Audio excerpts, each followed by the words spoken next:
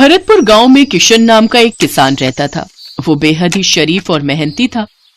किशन एक मेहनती खानदान से था। भरतपुर में उसके पूर्वज मीठी मटर की खेती के लिए जाने जाते थे, लेकिन अब एक अरसा हो गया था उनके यहाँ मीठी मटर की खेती हुए।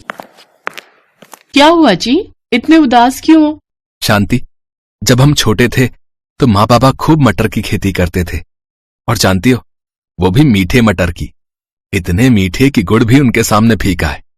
मेरे दादा परदादा सब मीठे मटर की खेती ही करते थे।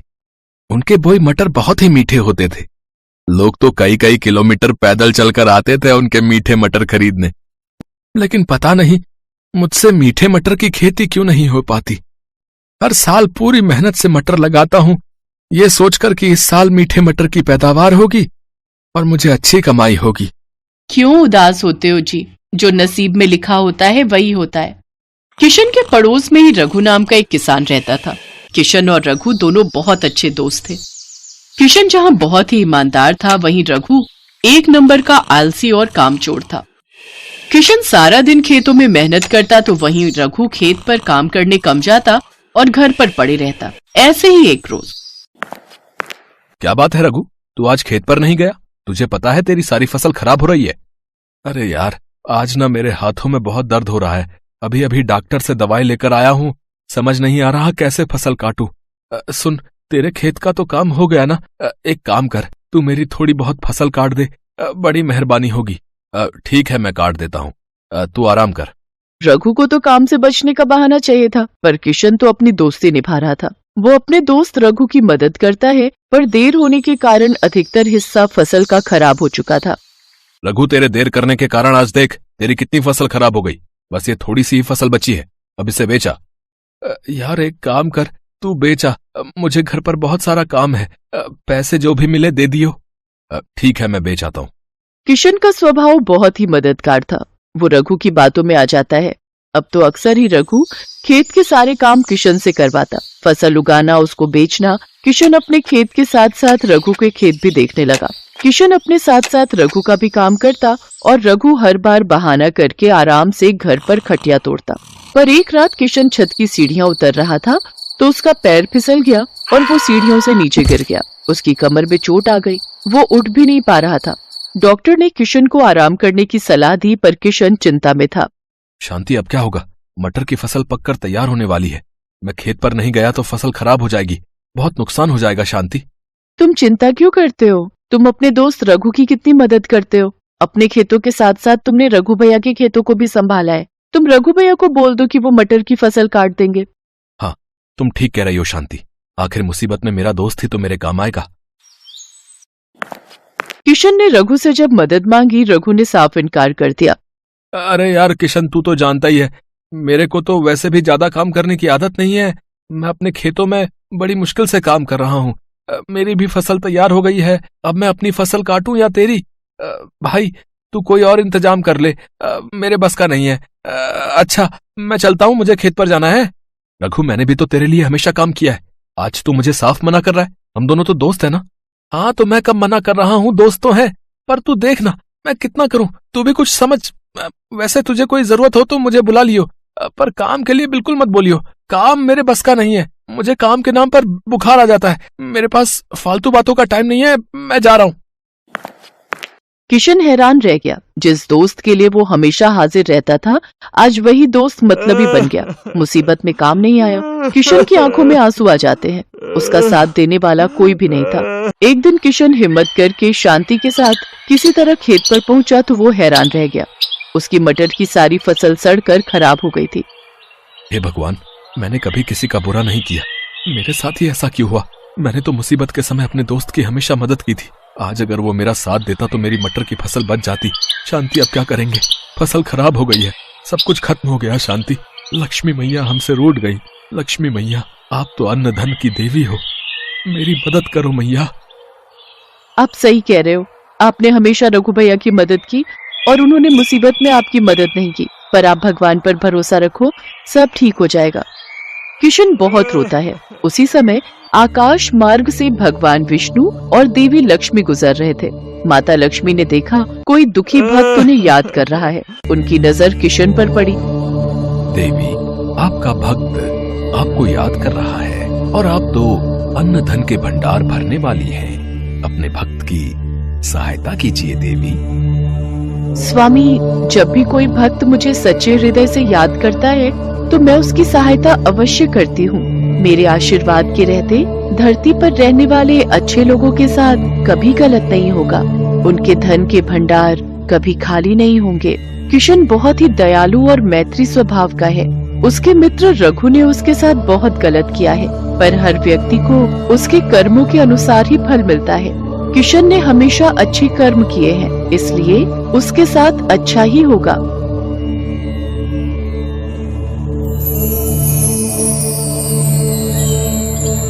शांति, ये सब क्या है? ये तो कोई जादू प्रतीत होता है। अभी कुछ देर पहले तो मेरे खेत की फसल खराब हो गई थी, पर अब एकाएक खेत में हरे हरे मटर की फसल लहराने लगी है। फिर किशन जैसे ही वो मटर तोड़कर देखता है और उन्हें चखता है तो बहुत ही मीठे होते हैं, बिल्कुल वैसे ही जैसे दादा परदादा और बाबा किया करते थे। ये सब देवी लक्ष्मी की कृपा से ही हुआ है। आपने उनको याद किया और उन्होंने हमारी मदद कर दी। अब आप और मैं मिलकर धीरे धीरे सारी फसल काट लेते हैं।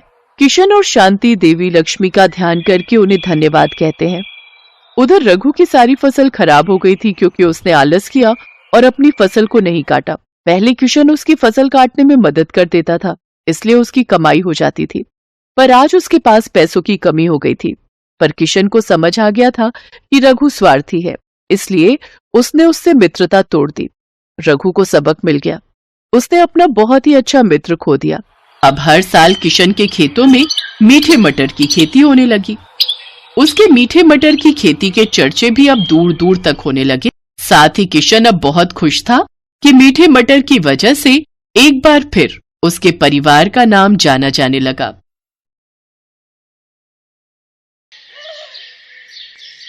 सुमन ज्यादा पढ़ी लिखी नहीं थी, पर वैसे वो बहुत होशियार थी। धामपुर शहर में उसकी ससुराल थी।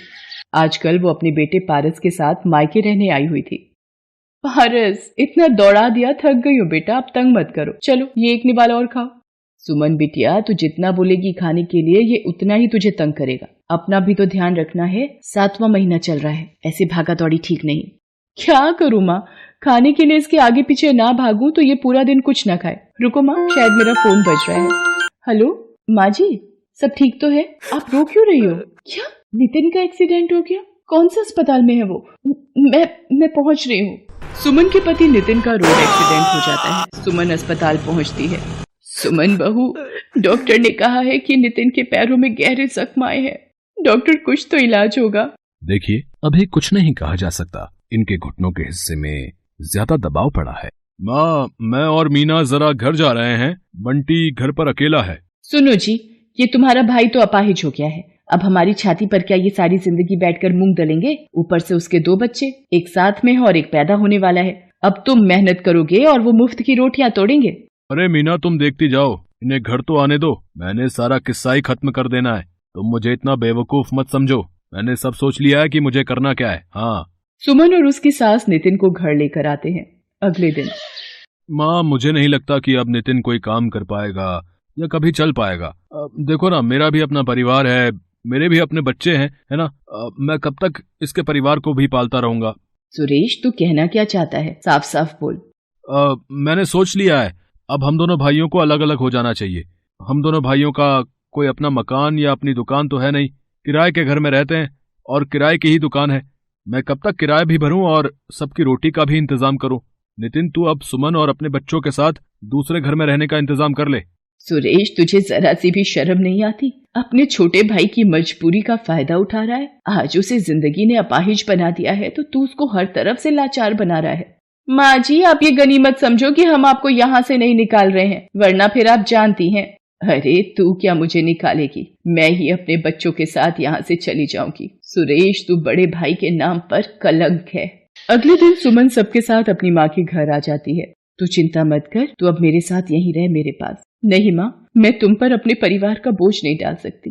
तुम भैया भाभी के साथ रहती हो, मैं नहीं चाहती मेरी वजह से मेरे मायके में कोई परेशानी हो। माँ, तुम यही पास में ही कोई किराए का घर दिलवा दो, मैं वहीं रह लूंगी। मेरी बच्ची, तुझे कितने दुख झेलने पड़ रहे हैं, पर भगवान पर भरोसा रख, वो सब ठीक करेंगे। सुमन 1200 रुपए महीने का एक किराए का कमरा ले लेती है। अब उसकी सबसे बड़ी दुविधा ये थी कि आखिर वो अपने परिवार की आजीविका चलाने के लिए पैसे कहाँ से लाए। एक दिन, माँ जी, पारस माँ के साथ वृंदावन दर्शनों के लिए चला गया है। घर कितना सूना सूना सा लग रहा है। हाँ बहू, वो होता है तो पूरा घर उसके शोर से गूंजता रहता है। माँ जी, नितिन की 2 कमीजें दर्जी को ठीक करने के लिए दी थी, मैं लेकर आती हूँ।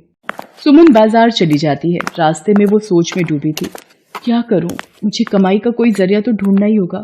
मुझे कहीं नौकरी भी तो नहीं मिलेगी। काश मैं ज्यादा पढ़ी लिखी होती। अरे, सब्जी के ठेले लगे हुए हैं। नितिन का लौकी खाने का मन था, उस सब्जी के ठेले से ले लेती हूँ। भैया, ये एक लौकी देना। अभी इनके आलू तोल लूं फिर देता हूँ। ये लो माता जी, 2 किलो आलू, 40 रुपए हो गए। भैया, ये तुमने तराजू के नीचे क्या लगा रखा है, दिखाना जरा। कुछ भी तो नहीं लगा रखा मैडम जी। सुमन तराजू उठाती है। वो ये देखकर हैरान रह जाती है कि तराजू में चुंबक चिपकी हुई है। भैया, कुछ तो शर्म करो, तुम लोगों को धोखाधड़ी से सब्जी बेच रहे हो, चुंबक लगाकर घपला कर रहे हो। ईमानदारी से काम करना नहीं आता तुम्हें? पता नहीं कब से लोगों के साथ धोखाधड़ी करके सब्जी बेच रहा है। सुमन को बोलता देखकर लोगों की भीड़ लग जाती है। तभी वहां एक आदमी आता है, जिसे देखकर उस जगह पर खड़े सारे ठेले वाले उसे झुककर नमस्ते करते हैं। क्यों अरिया, क्या हुआ? यहाँ इतना शोर कैसा तेरे ठेले पर? ये सब्जी वाला लोगों को ठगता है, अपने तराजू में चुंबक लगाकर लोगों से धोखाधड़ी करके अपनी सब्जी बेचता है। तेरी इतनी हिम्मत हरिया कि तू मेरे इलाके में सब्जी का ठेला लगाता है और धोखाधड़ी करता है। मैं चाहूँ तो अभी तुझे यहाँ से हटा सकता हूँ। माफ कर दो सज्जन सेठ, आज के बाद कोई बेईमानी नहीं करूंगा। शराफत से सब्जी बेचूंगा। मेरे छोटे छोटे 4 बच्चे हैं, अगर मेरा कमाई का जरिया छिन गया तो वो भूखे मर जाएंगे। हाँ, रहने दीजिए भाई साहब, इसे अपनी गलती का एहसास हो गया है। मैं जानती हूँ परिवार की परेशानियों का दर्द क्या होता है। बात करते करते सुमन की आंखें भर आती हैं। तभी चिंता से उसके दर्द शुरू हो जाता है। वहाँ आसपास में भीड़ लग जाती है। अरे, इन बहन जी की तबीयत खराब हो रही है, लगता है इन्हें अस्पताल ले जाना पड़ेगा। सुमन की अचानक शायद चिंता और परेशानी से दर्द शुरू हो जाता है। सज्जन सेठ कुछ लोगों की मदद से सुमन को अस्पताल ले जाता है। सुमन रास्ते में ही अपने घर का पता सज्जन सेठ को बता देती है। सज्जन सेठ उसकी सास को अस्पताल बुला लेता है। सुमन को एक बेटी पैदा होती है। वही सज्जन सेठ को पता चलता है कि सुमन का पति नितिन अपाहिज है और वो बहुत ही दुखों से गुजर रही है। सज्जन सेठ, आज आपने बड़े भाई की तरह मेरी मदद की है, मैं आपका एहसान कभी नहीं भूलूंगी। इसमें एहसान की कोई बात नहीं है बहन, तुम मेरी अपनी बहन जैसी हो। सुमन घर आ जाती है। कुछ दिनों बाद सज्जन सेठ उसके घर आता है। सुमन बहन, तुम मुझे काम के लिए बोल रही थी? मेरे पास सब्जी की बहुत सी दुकानें हैं, पर संभालने वाला कोई नहीं। मैं चाहता हूँ मेरी मंडी में जितनी भी सब्जी की दुकानें हैं उनका हिसाब और देखरेख अब से तुम रखो। मैं जानता हूँ तुम्हारी जगह ये काम और कोई ईमानदारी से नहीं कर सकता। माँ जी, नितिन देखो, भगवान ने सज्जन सेठ के रूप में एक भाई देकर हमारी कितनी मदद कर दी। सुमन की आंखों में खुशी के आंसू थे। वो अब कड़ी मेहनत से मंडी में जाकर सब्जियों का सारा हिसाब रखती। एक एक दुकानदार से जाकर पूछती और देखती कि सब कुछ ठीक से चल रहा है या नहीं। सज्जन सेठ भी सुमन की मेहनत को गौर करता था। सुमन के आ जाने से सज्जन सेठ का भी काम बहुत आसान हो गया था। अब सब कुछ ईमानदारी से चल रहा था।